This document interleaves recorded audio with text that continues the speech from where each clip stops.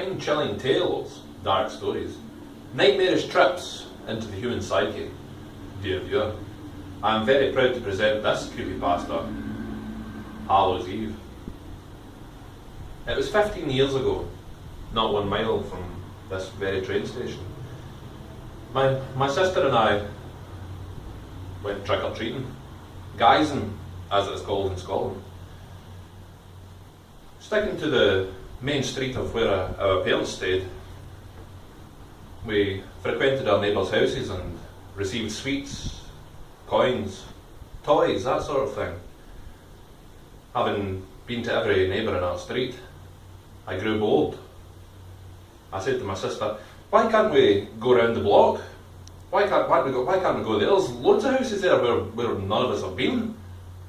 There must be plenty of sweets there to be had. Of course she said no, because if you are familiar with that block in this town, there are no street lights lighting the paths.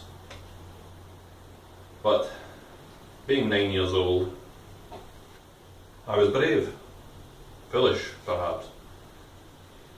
So I took my sister round to the rear of the block. We frequented 1 or 2 houses, did some trick-or-treating, got some sweets, a few coins, and then I saw it, the mansion. I said, that's a mansion, why don't we go up there? They must have many sweets in there that we could have. My sister, of course, did not wish to go, as the path was not very well trodden.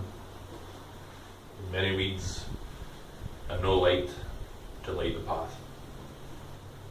But I decided to anyway, so my sister walked home unaccompanied, unwilling to further the adventure. I walked boldly up to the front door. 3 knocks. I waited. No answer. 3 knocks again. This time I was met with the creaking of a door opening, and an old man appeared at the door. He didn't seem too unfriendly to look at, so I said, I'll tell you a joke, sir, and we can exchange sweets. He said, no, I'm not doing Halloween. There'll be no Halloween had at this door. I said, but I've come all the way around here. I'll tell you some jokes, it'll be fine.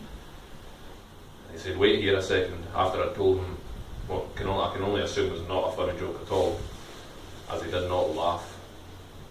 Not one bit of mirth passed that man's face. So he went inside. The door closed to just a crack, which I could see a dim candle lit the living room through. Time passed. The man did not come back. Just as I was turning to leave, the door creaked back open, and there he was, standing with a paper bag. What about that? Which to a child is unimaginable. Imagine all those sweets in that bag. So I took the bag, and the man was reluctant to let go of the bag, and I'm grabbing the bag, trying not to rip it. Anyway, eventually he allowed me to have the bag, and I ran down the path, because by this time I'm getting extremely nervous. I ran down the path, and I ran as fast as my legs would take me to the nearest street light. And that's when I opened the bag. I opened the bag like this, with the street light shining down into the bag. Dim as it was, I looked as close into the bag as I could to see what plunder awaited. I couldn't see anything. I felt the bag, I looked further and further into it, and then, to my great surprise, Ah! Oh God, sorry if I read the whole thing.